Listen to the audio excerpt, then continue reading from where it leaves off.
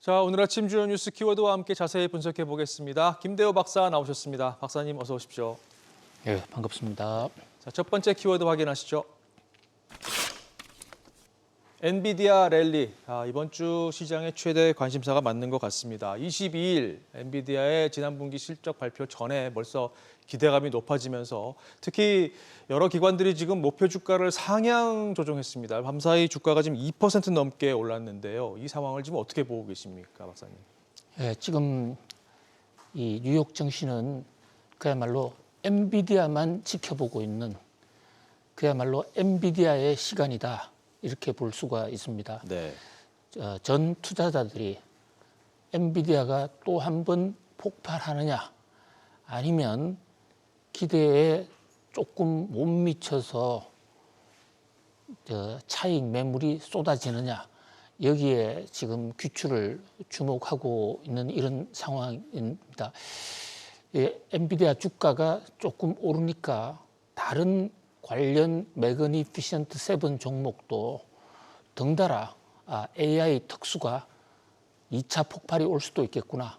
아직 끝나지 않은 거 아니냐. 이래서 나스닥 주가 지수가 사상 최고치를 또 한 번 경신을 했습니다. 네. 지금 앵커님 잘 지적해 주신 대로 또 많은 투자은행이나 애널리스트들 엔비디아 주가가 더 오를 것이다 라는 데 배팅을 하면서 엔비디아의 목표 주가를 상향을 하고 있는데요.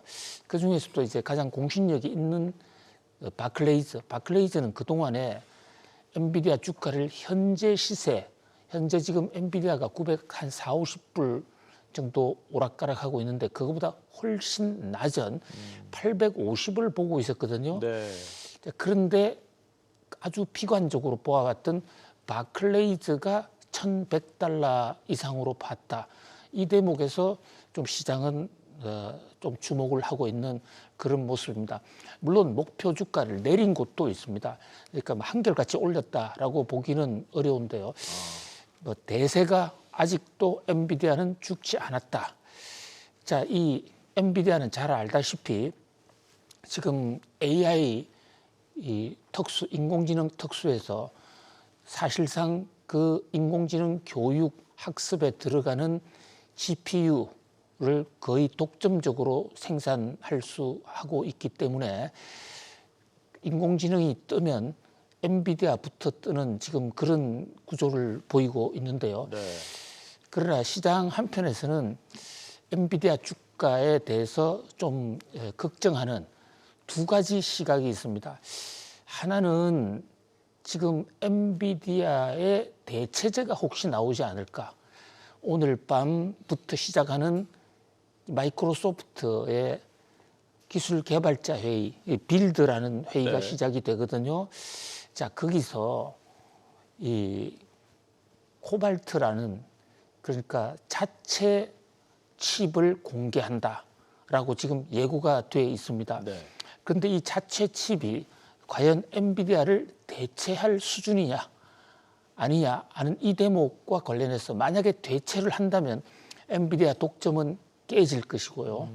또 마이크로소프트가 지금 이 엔비디아의 경쟁사인 AMD로부터도 이 GPU를 공급받겠다라고 공식으로 발표했는데 그 성능이 과연 엔비디아보다도 더 좋아진다면 엔비디아 독점 체제의 붕괴가 생길 수도 있습니다. 이 대목이 하나의 관전 포인트고요. 두 번째 관전 포인트는 엔비디아의 실적이 상당히 좋을 것이다. 그러니까 지금 실적 전망을 보면요. 뉴욕 증시 컨센서스를 기준으로 보면 매출은 242%, 엄청나게 늘어나는 것이죠. 자, 순이익은 530%, 그다음에 주당 순이익은 411% 늘어납니다. 자, 그런데 이제 사실 이 대목은 그동안에 주가가 많이 올랐기 때문에 상당 부분 반영이 됐다라고 본다면 2분기 실적 컨센서스가 어떻게 나타나느냐, 네. 이런 대목이 주가의 향방에 영향을 줄 수 있다. 그리고 또 한 가지 더 지적을 하자면 마이크로소프트가 이번 빌드 기간, 그러니까 마이크로소프트의 기술 개발자 회의가 사흘간 계속되는데요. 그 중에 하나에 뉴욕 증시가 지금 크게 관심을 갖고 있는 포인트가 인공지능 PC를 보편화시키겠다. 이렇게 되면 엄청나게 그 퍼스널 컴퓨터를 전부 다 새로 만들어야 되기 때문에 네. 큰 수요가 생길 것입니다. 거기에 과연 엔비디아의 GPU가 얼마나 들어갈까? 현재 지금 마이크로소프트가 자체 제작을 할 것인가? 아니면 엔비디아 거도 가져올 것인가? 특히 마이크로소프트가 인공지능 혁신을 계속 이어나갈 것인가? 뭐 이런 점들이 관전 포인트로 되고 있습니다. 그런데 그동안에 많은 IT 기업들이 예상보다 좋은 실적을 발표하고도 주가가 좀 조정을 받는 그런 경우도 있었어요. 이것은 그동안에 주가가 그동안에 굉장히 많이 올랐고 기대가 너무 정폭됐는데 과연 이 그 인공지능의 폭발 장세가 계속될 수 있을 것인가? 폭발 장세는 계속된다 하더라도 이것이 돈으로 이어질 것인가? 네. 뭐 이런 대목에 대한 어떤 의혹, 그런 데 대한 비판적 시각도 여전히 달려 있습니다. 엔비디아 주가가 뭐 2% 정도 올랐다 하지만 하루 전날 또 그만큼 떨어졌기 때문에 지금 뭐 엔비디아가 폭발하고 있다 이렇게 보기는 어렵고요. 그만큼 엔비디아에 대해서 관심이 크다 이렇게 볼 수 있겠습니다. 그렇군요. 자, 지금 짚어주신 대로 수치보다는 가이던스에 좀 더 주목을 해보는 것도 방법인 것 같습니다. 자, 계속해서 다음 뉴스 키워드 보시죠. 황제의 은퇴. 자, 월가의 황제로 불리는 제이미 다이먼 JP모건 CEO가 본인의 은퇴 시점과 관련해서 조금 바뀐 입장을 내놨습니다. 그동안에는 언제 은퇴할 거냐 이런 질문을 받았을 때 매년 영구적으로 5년 남았다 이렇게 모호하게 좀 답을 해왔는데요. 올해는 5년 안 남았다. 이제 은퇴 시점이 가까워지고 있다라고 답을 하면서 이게 오늘 JP모건 주가를 상당히 많이 끌어내렸습니다. 그만큼 다이먼 CEO가 대체 불가한 사람이라는 얘기겠죠, 박사님? 예, 밤사이에 다우 지수가 떨어져서 4만 선을 하루 만에 붕괴가 됐는데요. 네. 잘 아시다는 대로 다우 지수는 30개 종목, 똘똘한 30개 종목만 평균한 지수입니다. 그러다 보니까 여기에 들어가 있는 종목 중에 하나인 JP 모간이 흔들리니까 또 이제 그동안에 많이 올랐던 월마트도 같이 흔들렸습니다.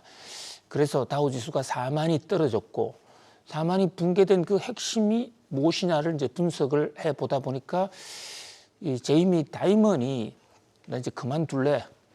그러니까 그 동안에는 막 5년 정도 이렇게 얘기했는데 그보다 더 빨라질 수 있다 이렇게 얘기하면서 뉴욕 증시에 조금 찬바람이 왔는데 여기서 왜 우리는 이 JP 모간을 월가의 JP 모간 CEO를 월가의 황제라고 부르느냐 이 대목을 좀 한번 상기해 볼 필요가 있어요. 네. 우리나라에서는 사실 은행장이 그만둔다고 해서 주가에 영향이 거의 없습니다. 그렇죠.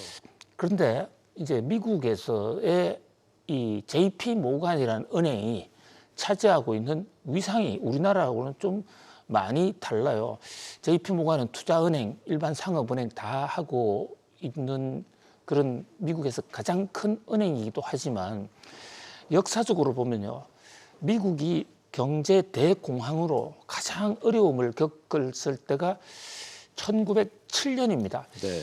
많은 사람들은 1929년에 대공황을 기억을 하고 있지만 그러나 사실은 경제사적으로 보면 1907년 공황이 훨씬 미국을 더 위험하게 만들었습니다. 사실 1929년만 하더라도 그때는 미국의 중앙은행인 FOMC, 페드가 존재하고 있었기 때문에 페드가 뭐 움직일 수 있는 여지가 있었는데 1907년에는 중앙은행이 해체된 상태에서 미국의 중앙은행이 독립과 함께 중앙은행이 만들어졌는데 이게 연방 그 정부의 역할이 강화되는 것을 비판하는 반연방주의자들이 중앙은행을 해체했어요. 네. 그래서 중앙은행이 두 번이나 해체되는 사건이 생겼고 1907년에는 중앙은행이 없어뜨렸습니다. 이 상황에서 공황이 터지니까 그야말로 뉴욕 정신은 멘붕이었죠. 그때 존 피어먼트 모간이라는 JP 모간의 창립자가 자기 사재를 다 텁니다. 그때 주가가 떨어지는 것을 JP 모간이 사재까지 털어서 그것을 뒷받침해서 금융위기를 극복해내거든요. 네. 그 이후로 또 JP 모간은 위기가 올 때마다 뭐 아주 헌신적으로 기여를 했고 그래서 사실상 그때부터 이 월가의 가장 힘이 세고 어려울 때 도와줄 수 있는 황제다. 이래서 JP 모간의 제이미 다이먼이 황제라기보다는요. JP 모간의 최고 실력자에 대해서 우리는 월가에서 월가의 황제다 이러고 있는데 이 JP 모간의 존 피어먼트 모간의 지금 지분도 적어졌고 네. 이 지배주주가 없어요. 그러다 보니까 현재 CEO의 안정적인 리더십, 금융 위기가 왔으거나 조금 흔들렸을 때 큰 어른이 있느냐 없느냐 이 대목을 지금 뉴욕 증시가 상당히 비중을 두는데 자꾸 JP 모간에 다이먼이 그만두겠다 또는 지금 트럼프 대통령과 좀 코드를 맞추면서 트럼프 대통령이 당선되면 뭐 정가로 가겠다 이런 얘기들이 나오면서 네. 일각에서는 JP 모간 리더십이 흔들릴 수도 있다. 특히 지금 미국의 재정 적자가 굉장히 심각한데 재정 적자에 대해서 큰 소리로 얘기할 수 있는 사람이 몇 명 없습니다. 그중에서 제이미 다이먼이 강력하게 재정 적자에 대해서 경고등을 해주면서 미국 정부를 견제하고 있는데 그렇죠. 다이먼이 그만두면 재정 적자 누가 관리할까? 뭐 이런 것에 대한 심리적 어떤 공황 분위기 이런 것이 영향을 끼쳤다. 이렇게 볼 수 있습니다. 사실 이런 면에서 든든한 월가의 황제를 두고 있는 뉴욕 증시는 뭐 행복한 고민을 하고 있다고도 볼 수가 있습니다만은 네. 그러나 하여튼 제이미 다이먼이 자꾸 그만두겠다는 것이 뉴욕 증시의 불안감, 특히 지금 뉴욕 증시가 굉장히 잘 되고 있습니다만은 그러나 사실은 화로 동선이라고 그래서 잘 될 때 폭락 가능성을 우려해야 되고요.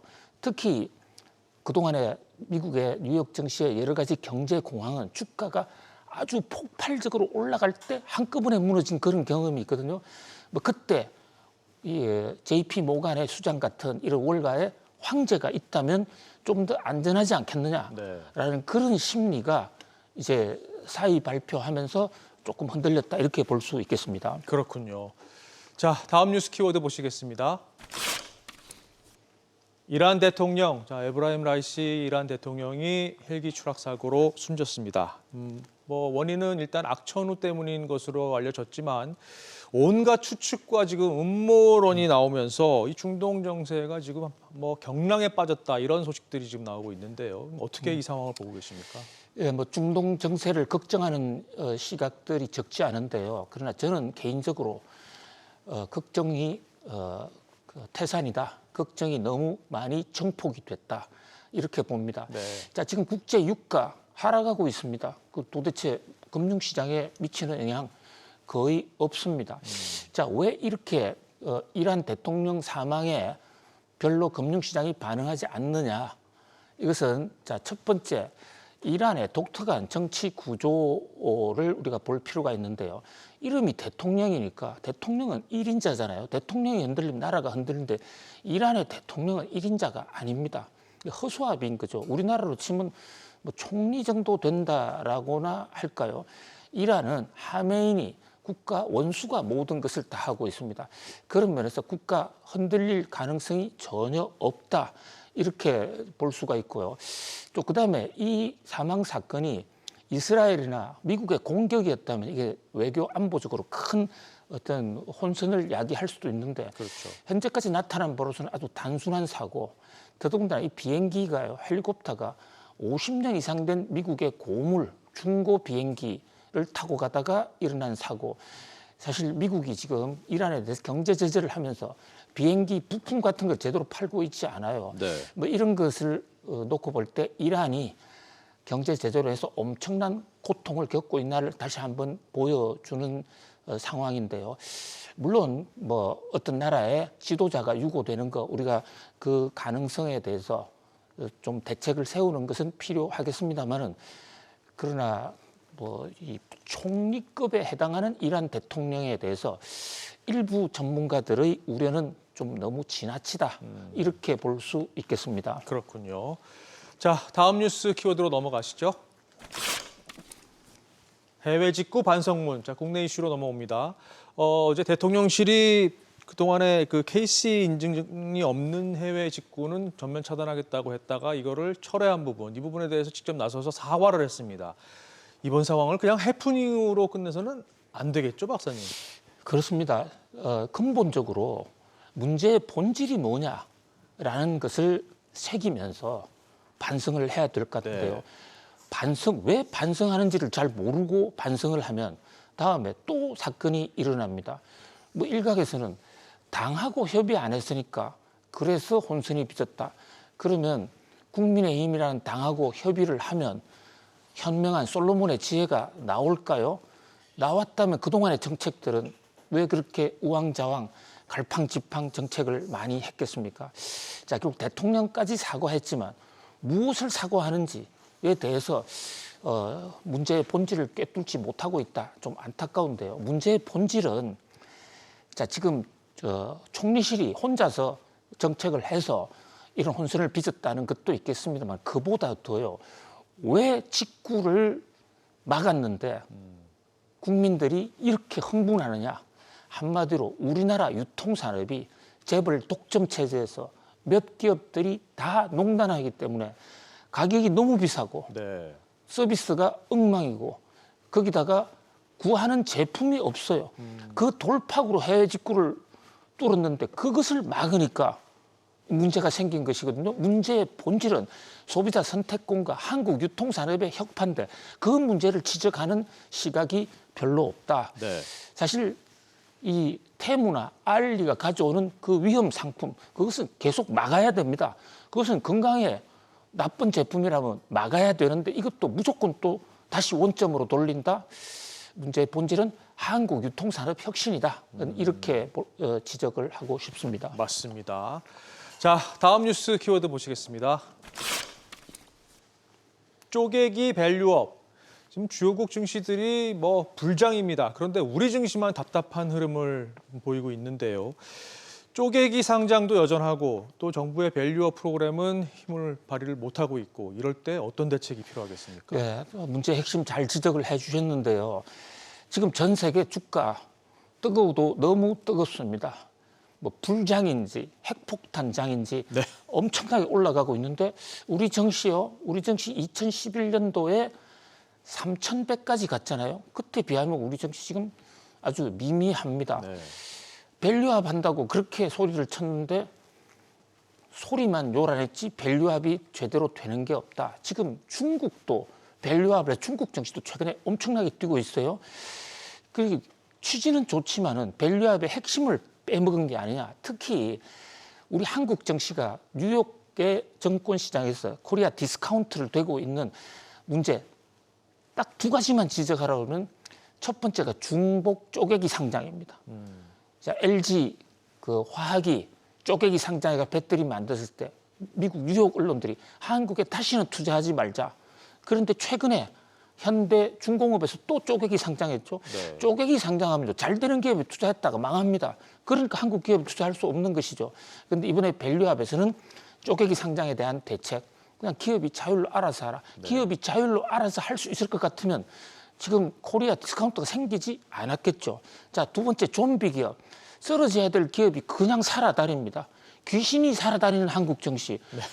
누가 귀신인지 사람인지 구분이 안 되는데 한국 증시에 어떻게 투자하겠느냐. 자, 이복현 감독 원장님 밸류업 그 취지 엄청 공감합니다만 문제의 본질에 조금 비껴가고 있는 것이 아닌가 이런 안타까운 생각을 해봅니다. 알겠습니다. 자, 오늘 짚어본 뉴스 키워드 다시 한번 보실까요? 엔비디아 랠리, 황제 은퇴, 이란 대통령, 해외 직구 반성문, 그리고 쪼개기 밸류업까지 짚어봤습니다. 박사님 오늘 잘 들었습니다. 고맙습니다. 감사합니다.